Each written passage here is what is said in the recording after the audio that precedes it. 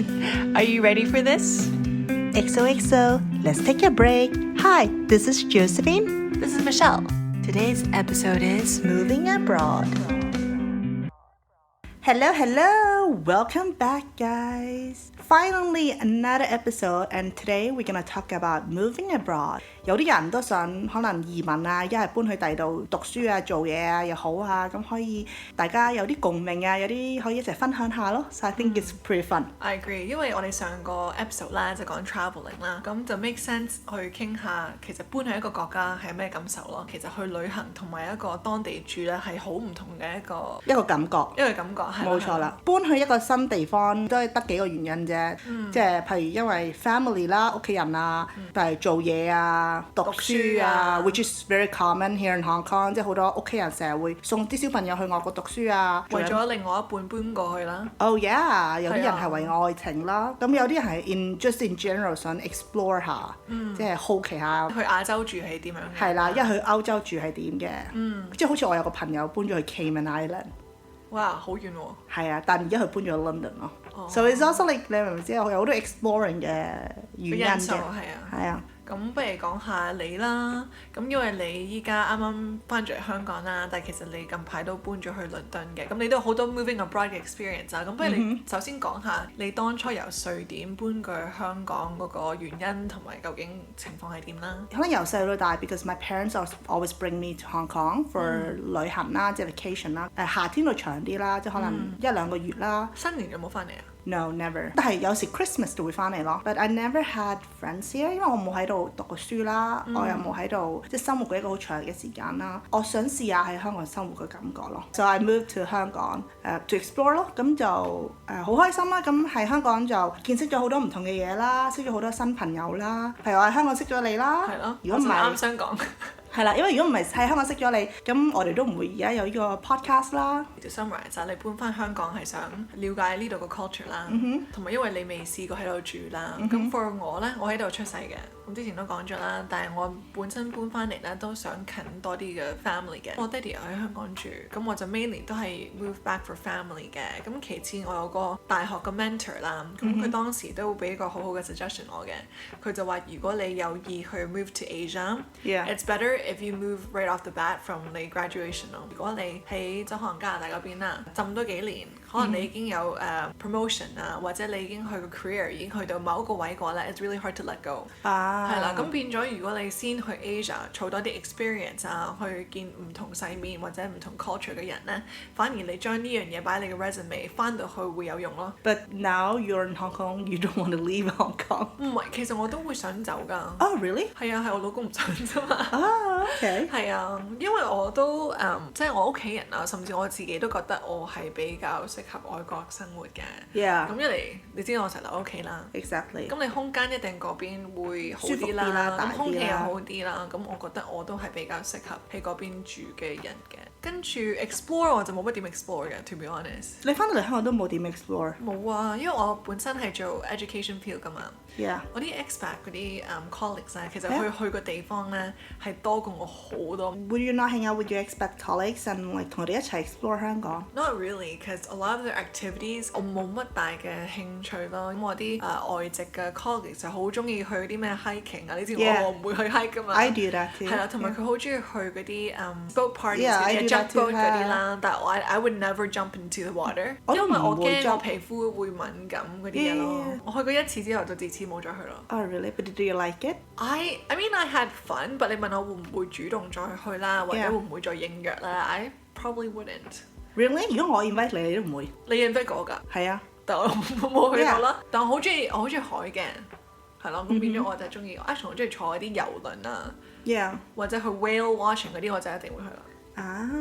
咁你覺得你搬咗嚟翻嚟香港之後，有冇咩好大嘅改變啊？又係咩咁樣？我覺得係完全變晒咯。Like your lifestyle is like my lifestyle 係完全變晒咯。 24/7 different。I feel like 我唔係單止 lifestyle as a person 我都變咗好多咯。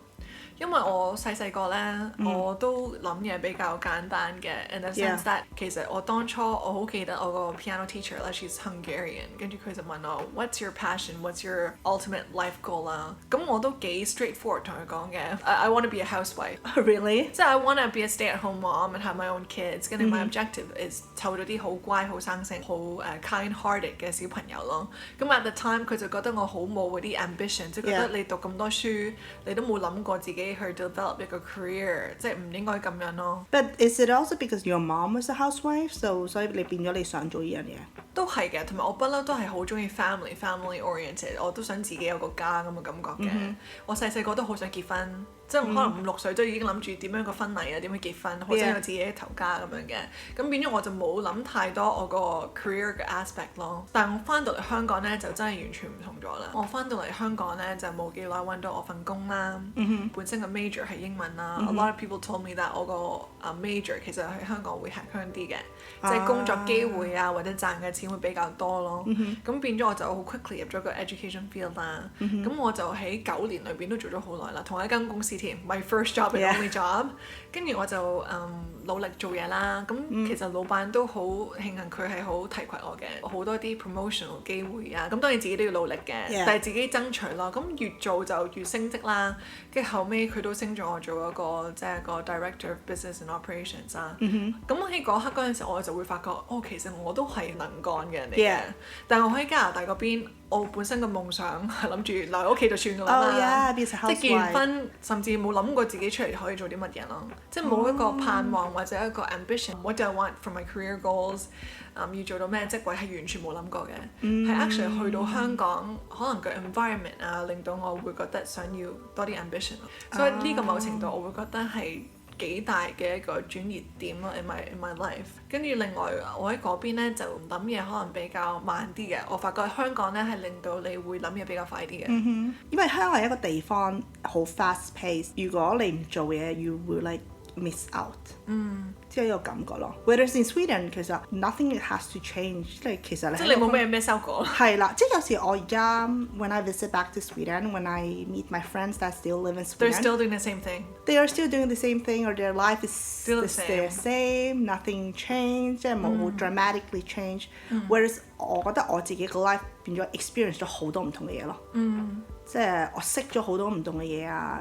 見識咗好多唔同嘅嘢啊，識咗好多唔同嘅人啊，即係學到好多成日啲新嘢，即係覺得自己會成日進步咯。For 我啦，另外一個轉變咧就係我喺加拿大 upbringing 啦，其實好少去旅行嘅，即係 similar to 你啦，我係每一年暑假咧先至會去香港，或者有陣時可能近地去下 Vegas 啊都會嘅。但係你問我會唔會成日 travel 咧，其實冇嘅，一嚟讀緊書，你好少可會咁多機會或者金錢去啦。但係反而翻咗香港咧，即係上一個 podcast 都有講我今年個 travel destination。其實就會人生經驗同埋睇嘅嘢會擴闊咗好多咯。咁呢樣嘢我覺得 Hong Kong 係一個 very convenient location 咧，去令到你去見唔同嘅 culture 啊 countries 啊，因為好多地方都好近啊嘛，上一次講咗。我之前因為 COVID 我 move 咗 to London。又係一個 like a new opportunity and a new change in my life。因為 COVID I was stuck in Sweden for like a whole year. My parents like kind of wanted you to stay in Sweden. Yeah, something closer. But I just feel like I'm not ready to be back in Sweden. 因為我覺得 Sweden is always my home. I don't feel like I need to be there now. Like there's no rush to go back exactly. home now. So I still want to explore and like try something else before it's too late. And then London is a good place because I don't need to learn a new language. Everyone speaks English there. It's also very international. They have a very big Chinese community there as well. 又近屋企啦 It's close to Sweden, so it's not too far. 個零2個鐘到。我都好快喎。So it's very convenient, similar to Hong Kong to Taiwan. 即係比較好 convenient in a sense. 同埋flight tickets not expensive, it's like very affordable. 如果你提早買，其實真係可以好平，仲平過你啲 Uber ride。即係你諗下歐洲飛咧 if you fly those budget airlines， 其實我講緊100-200蚊港紙咋。咁抵 ？Yes。有一次我買咗張機票啦，唔知100-200蚊港紙翻 Sweden。Oh wow. Yeah. Moving to London was also 好 spontaneous 啦，it was very very spontaneous. February 2020，我去咗個 business trip 啦，即係一個 fashion week 喺 London because back then I was running my own brand. Josefin C 啦，咁係做 luxury accessories 嘅，咁我就會想 build your business. Yeah, build my business in London because 因為 London is also one of the fashion hub, except from Paris and Milan 同埋 New York. 如果你唔識講意大利文咧 ，it's very difficult to get into the groups. 即係法國都會一模一樣啦，咁我又冇。I don't feel like I want to learn a new language at the moment because I don't feel like I would have time and be able to dedicate like to have that passion to 學一個新嘅語言啦。So London would be the easiest way.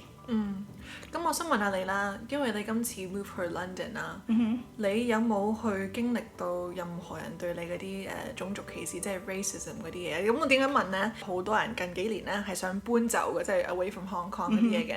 咁 most likely 其實佢哋都離唔開去英國啊，去加拿大、美國嗰啲地方或者澳洲啦。咁其實我諗佢哋尤其是土生土長嘅人都會驚，尤其是佢英文唔會好似我哋咁係 native 啦，會驚俾人哋種族歧視咁樣嘅。咁你去到 London，have you ever experienced people being mean to you or like treating you as a minority？ 有冇啲咁嘅經歷㗎？ Not really. I think it's because London is such an international city. 即係好多唔同嘅 race 嗰啲嘢啦。And then it's actually like your own choice. Like who do you want to hang out with? Who do you want to be surrounded with? 咁其實你 make 你自己個 group of friend 啊 or like people you connect with。咁都唔會有呢樣嘢。In Sweden, I felt more racist， 因為嗰時我 was the only one，變咗咁多多少少都會有呢樣嘢發生嘅。同埋反而我喺 London, people's more impressed about me. Like, oh, you speak so many languages. Oh, you're from Sweden, or you speak Mandarin, you speak Cantonese. Like, especially in my my current career that I'm doing real estate. So I have a real estate business in London. It's your advantage, 係咯。It's really my advantage. And also, why I got into real estate is when I moved to London, I saw 即係好多香港人mainland Chinese, Taiwanese, in general, they are also like to invest or in move the there. UK or move there. So that's why I started that business, and it's a big advantage for me to be able to communicate with my clients. So a little bit advertising here then. If you're planning or want to invest or move to London, contact me, DM me, then I will contact you and help you.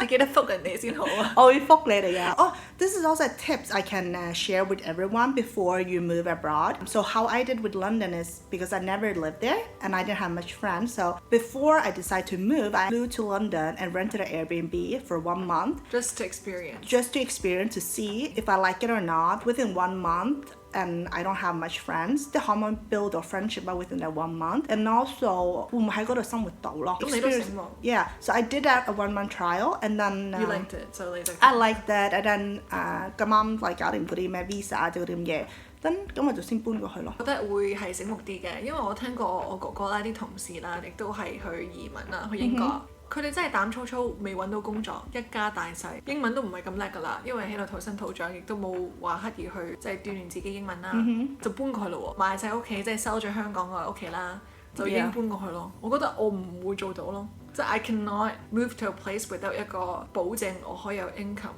或者係識到人咯，我未必做到咯。尤其是一家大細喎，you have to think about taking care of your family, your kids 咁樣。That's really brave, but also very risky. 好 risky 啊！ So 其實而家都有一個pattern is seeing that a lot of Hong Kong that moved to the UK 其實佢哋 they regret it so much, and 喺嗰度適應唔到。應該都遇到啲啦，應該你啲客。Yeah, and then 適應唔到啦，好似好難入到個圈子啦，揾工又揾得好。唔係咁理想啦，好多人嘅 mindset, which is I think is very interesting, is because their mindset is 搬過去咧 would never come back 嗰啲啦。But for me, it's like I moved there, but I would never think that I'm immigrating to 一個地方 and I would never go back to any place。係，即係唔係一個 permanent 嘅嘢咯，即係可能暫時性都係 long term，但係就唔係話 set in stone 一定要係咁。Exactly. I don't think like your life should set everything in stone. To be honest， 我同你都係屬於少少 privilege 嘅 ，in the sense that 我哋嗰個upbringing 或者我哋個 passport 或者我哋個duality 啦，令到我哋未必需一定咁 permanent 一個 move 咯，即係可能有啲人土生土長，佢哋個 passport 就容許佢去某一個地方就 give up 另外一個 passport，咁其實佢哋個 move 咧就比較 permanent 啲咯。所以 for example， 我都知道有啲人係 move to 加拿大嗰邊啦，因為佢前嗰排 Covid 佢推出咗一啲好容易就可以 immigrate 嗰啲嘢啦，即係 as long as you're going there for study or whatever 就可以。但係我哋嗰邊真係要辦理移民啊，都要 require 你 at least like 要住足7年。咁你7年都係好長時間咯。咁變咗佢哋 UK 都係㗎，而家 BNO 安排都唔係即刻有嘅，都要住5年嘅。係咯，我覺得有啲人係焗住一定要 permanent 咯，即係可能佢哋都未必想係咁 permanent， 但係因為佢哋嘅處境令到佢哋冇得揀啊，即係一定要係 either or， 咁你揀咗就要繼續咯。咁 I can see how 佢哋心裏邊都會有啲早知就唔係咁樣做嘅 Exactly, yeah. 但係好難回頭咯。Yeah, so it's just tips now that if someone that listening to this, think it through, and also 你諗下 what is your purpose of moving abroad? Because 每個人嘅 purpose 唔同㗎嘛，同埋你永遠都 you need to have a backup plan. If the plan 1 doesn't work, you need to think what's plan B. Exactly. 即係如果你係想去 build 你嘅 career， 但係發覺唔對路 you're there for like maybe even already 1 year， 但係 interview 可能好多都未 go through 啊，咁你就開始諗究竟要揼幾耐你先至會心死咯，即係 move to another place or something like that。咁頭先講緊我哋兩個 personal 嗰啲點樣 reason 去 move 啦，咁我都覺得 interesting 嘅，因為我個 friend 咧 very close friend， 佢就大半年前啦都 move 咗去 Bali。Oh, okay. But for her boyfriend, no 一半一半啦，即係可能 for her relationship， 同埋都想要 self growth 嘅。咁佢同我講佢嘅 experience 啊，其實都幾特別嘅，因為你知道 Bali 咧 ，everybody goes there， 近幾年咧去嘆世界啊，嗰啲 rice field 啊，咁佢本身之前喺香港做嘢嗰個工作啦，其實都好忙嘅。OK。咁當然佢辭咗職先過去啦，咁佢嘅 describe 就係非常之唔同咯，即係本身嘅 schedule 可能係逼到爆嘅，就算佢之前未走之前啦，我都可能隔1-2個禮拜甚至幾個星期先見佢一次啦，因為 she's that busy。但係去到個 schedule 係吉嘅咯，因為佢又冇朋友，又冇 family， 又唔使翻工。你諗下，你個 schedule 咁吉，同埋你唔係話咁 convenient， 你可以去搭地鐵啊，去唔同嘅地方。你諗下 Bali， 你個 commute 其實除咗係踩單車或者 motorcycle 啦，其實你係好難去 commute 咯。跟一嚟佢又唔識揸車，同埋當地啲人係比較少揸車嘅。咁變咗 as a huge change for her， 咁佢都有少少 tips 嘅，咁我就 on behalf of 佢去 share 啦。好啊。咁你個 experience 咧就係你會提前去住一排，睇你會唔會中意啦。咁佢嘅 adapt 嘅方式咧就係 have some set routine， 因為佢冇得好似你咁樣咧就住一陣先至決定啦。佢一搬咧就全部搬晒嗰邊啦。咁佢就開始跑步嘅。咁佢就每一日唔知5-6點就起身啦，就開始跑咯。咁我都服咗佢嘅，你都知道我唔做呢啲咁嘅嘢㗎嘛。And every day she would like sometimes reach out to me more and be like, oh Mish， 我今次又破咗自己紀錄啦。跟住去做啦。咁佢 obviously 佢個另外一半都係好 sporty athletic 嘅，咁佢咪有個伴去一齊做咯。That's also good， 有一個 rely on 一齊。係啦，跟住佢就話佢真係 put herself out there 咯，即係可能香港未必會咁 proactive 去識多啲人嘅，但係去嗰度咧就唔單止係識朋友啊，即係 you need to really immerse yourself in the local culture，因為嗰邊唔係咁 international 咧，其實全部人我講當90%都係嗰啲土生土長嘅 Balinese 啊，咁你就真係要去過佢哋啲生活咯，你冇得係做翻你之前嘅 pattern 啊或者 routine 啊，真係要適應翻當地嘅生活，你食嗰啲嘢都係 Balinese food 啊，咁你個腸胃嗰啲嘢都要 adapt 過，都要啊，就我都覺得佢都幾勇敢嘅，你諗下一個女仔即係搬去一個地方 because of relationship exactly， 同埋佢個言語唔係好似去倫敦咁容易去即係 adapt 咁樣嘅喎，同埋都有陣時會擔心佢，所以我都會有陣時都會 message 佢 Are you doing okay? Are you still alive? 即係會去問下佢咯。反而我覺得咧你去一個新地方識人咧，我都有把握嘅 ，cause you just to be nice and put yourself out there。但係揾工咧就真係我會覺得係相比係難啲咯。你係咪咁樣嘅同感啊？但係你覺得差唔多，即係識朋友 versus 揾工。Oh, for me was just purely ask everyone I knew. 即係 word of mouth 咁樣咯。係，即係我 literally told them like I started with like the girl I was renting my flat from。因為我就同佢講 because she lived in Lenoir， 你有冇你啲識朋友 within real estate because I want to get into this industry。Of course 唔係每個都可能俾到 the best advice 你啦。咁譬如好似 how I got into it was more like 有一個 friend moved to London，咁啱佢喺 London 買咗樓，咁佢咧就 connect 咗佢賣樓俾佢嗰個人俾我。所以都係機緣巧合，係咪際遇嘅問題啦？即係你要咩際遇？際遇點樣講呢？又係我哋個 moment 啊，點樣去翻譯翻 Yeah. Okay, from 際遇。I heard 我成日都聽到際遇，but I don't understand 即係 circumstantial thing。咁啱你個性格或者你嘅 connections 令到你搭上搭，可以揾到啲 opportunities。但係有啲人就未必可以有呢個嘢咯。我覺得 never close your door，like 話冇人幫你，你 literally 真係問 every single one，真係㗎，即係你唔係租樓俾你嗰個人咧。Like you can contact that person， 你明唔明我意思啊？係咯，即係你要真係要豁出去。係啦，即係你咩？譬如可能你會去，你要搞你啲documents or something like that，I might chat with the person there. That's Ask them like, oh, do you know anyone? I'm interested. 我因為點解會發覺呢樣嘢咧？我發覺咧，from what I've observed living here for nearly 10 years，其實本地嘅香港人咧，佢哋好少會同啲陌生人或者身邊嘅人去了解或者認識嘅。As simple as 我喺加拿大嗰邊咧，其實我哋一開始未搬翻去我哋嘅 family house 啊，即係可能 townhouse 咁樣啦。其實我哋真係會 make an effort 去識身邊啲 neighbours 㗎。Yeah. 你都會識你啲 neighbours 㗎嘛？我哋上一次話 Charlotte 會約埋一齊踩單車啊嗰啲嘢㗎嘛。係啊。但係香港唔會嘅，即係好似 for example 我隔離鄰舍，即係除非我媽咪都比較主動嘅，咁就識咗啲隔離鄰舍。但係我知道好多人咧都係唔會同身邊啲 neighbours 或者身邊嘅人傾偈咯。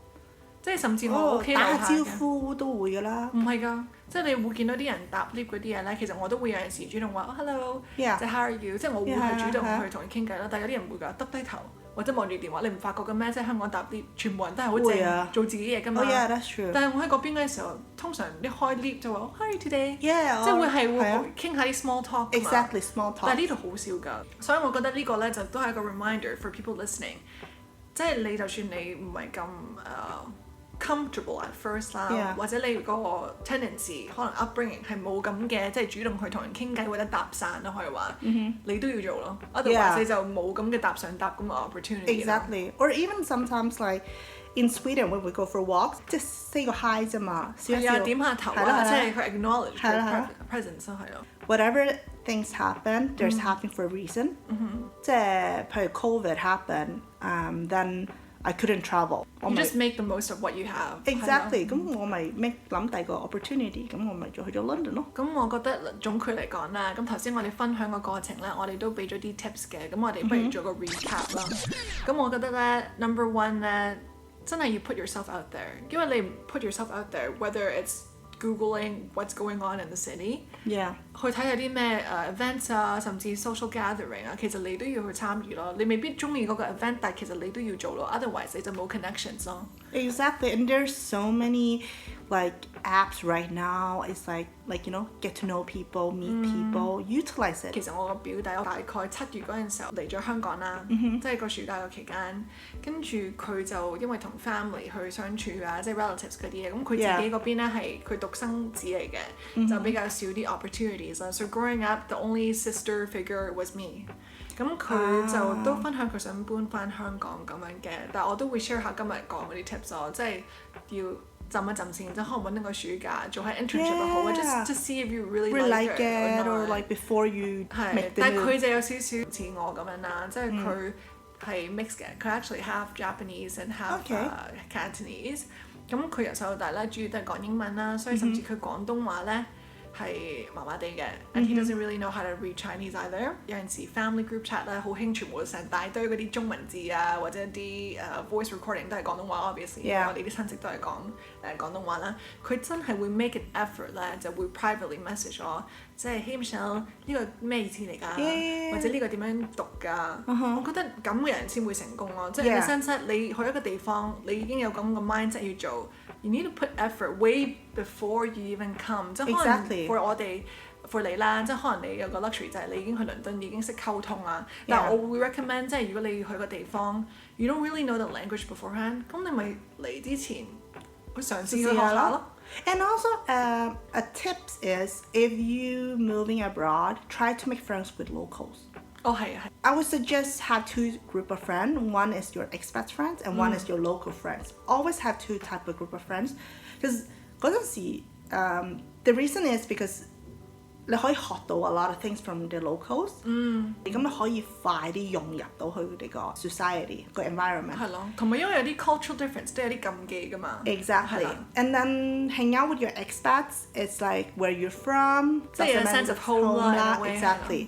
where you can keep with your like homies 即係 usually I call the homies 啦，你會變咗會有兩個唔同嘅 perspective 啊，咁你個 mindset 會比較 open mind 啲咯，有 essay。I feel I totally agree， 因為頭先你講到咧，即係 locals 可以去教你啲the way of living in a city 啦。咁 I feel like 我哋嘅 next episode 咧，即係 one of the episode 就真係會好好啦，即係 about culture shock 嘅。咁我哋就可以 share 多啲關於唔同嘅 culture， 其實有啲咩 difference 嘅咧。咁 that's a whole new thing， 因為其實你搬過去，但係其實你適應都好啦，其實梗有啲嘢咧係好唔同嘅。咁我覺得我哋兩個 background 咧 is very good for sharing all this kind of stuff。同埋 branch up 頭先我哋 earlier 講過一個 point 啦，the reason for moving 啦，頭先你都列過，無論係 family 啊，即係 for family, career, education or even love， 頭先我講個 point 啦。You really need to know the reason why you're moving， 因為其實你 move it's not easy。你好似你去 London 你要辦 visa 啊，或者你去 move 嗰個地方，你係涉及到搬好多嘢，即係勞動啊，即係 physically、emotionally 都要㗎，即係你要去適應你嘅 emotions，去點樣去面對冇朋友冇嘢做嘅時候嗰個低潮。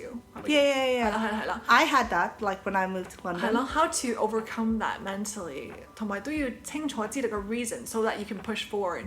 即係 for example， 你想去嗰度創事業嘅，你就真係要 put in 200%，even more than 你自己可能 hometown you build a business，because when you're building it abroad， 就真係要豁出去咯。咁另外我都覺得咧 ，from 你嘅 specific experience， 我覺得可以俾個 tips 嗰啲listener 啦。就要隨機應變咯。Like the original plan was to go to London because it's a fashion hub to build your business there. Exactly. 但係唔 work out， 你又冇絕望。You switch another plan, which is very smart of you. 咁變咗我都覺得鼓勵有啲，尤其是頭先講咗啦，有啲人未必有咁嘅luxury 係可以搬翻嚟香港，因為已經可能買晒樓。你知道香港樓價又好貴，你冇理由再買樓啫。即係暫時嚟講，你可能做開一番嘢嘅，可能做 marketing 啦。You don't always have to be so set in stone that I need to find another marketing job. You can also branch out to other 唔同嘅嘢，甚至你可能本身 office job， 你可能做啲其他嘅嘢，都可能係未必需要 office job， 但係都可以 drive 到 income 㗎。係咯 ，so I feel like it's a very good episode。但係我哋可以傾關於我哋嘅 moving abroad experience， 亦都可以俾我哋 listener 好多啲tips 嘅。Because we were talking about 你話咩搬翻嚟香港啊，即係嗰啲咁啦。So where do you call home now？ 都係 Vancouver。你哋會 consider Vancouver as your home？ 係啊。咁你咧？Like for me, it's obviously Sweden because 我屋企人喺嗰邊，my family, my parents and my siblings are there。但係我覺得 it might change later， 即係你可能即係到時候我自己結咗婚啦，我自己有我啲小朋友啊 ，and I might 唔知住邊啦，I don't know yet。咁可能嗰個地方會變my new home 咯。Good to know, very interesting, very successful podcast。咁係咯 ，just to wrap things up, continue to support us, subscribe on our YouTube, follow our IG, comment on our post for today on moving abroad。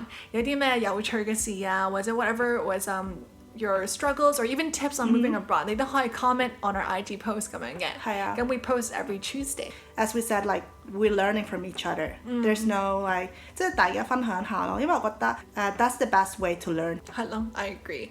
So do follow us on xoxo.letstakeabreak。然後我哋下個禮拜再見啦。See you next week. Bye bye. Bye. xoxo。